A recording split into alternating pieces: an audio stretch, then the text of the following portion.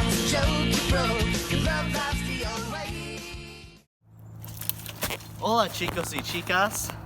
Bienvenidos a nuestro programa de comida. Comida por los chicos locos.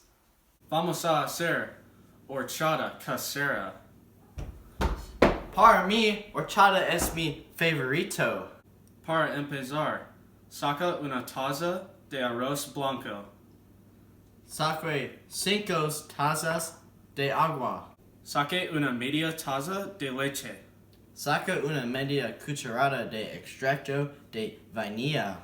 Saque una media cucharada de canela. Saque 2/3 de azúcar.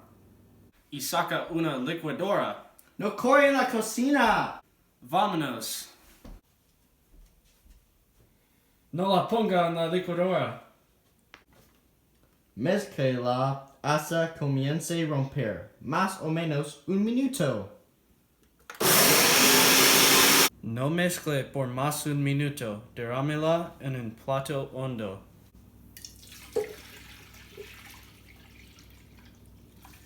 Déjala encima de la mesa por 3 o más horas. Entonces, No habla cuando estoy hablando. 3 hours later. entonces drénela en un jarro.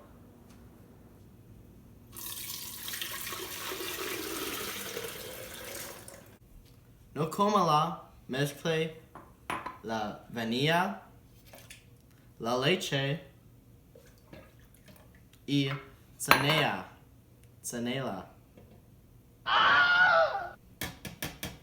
Excelente. Muy bien. No añade demasiada vainilla.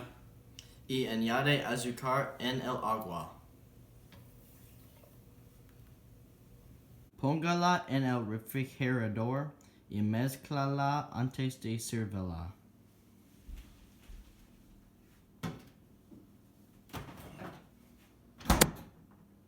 Sírvela con helado. Excelente. Diga la receta a sus amigos. Vamos a traerlo para vosotros.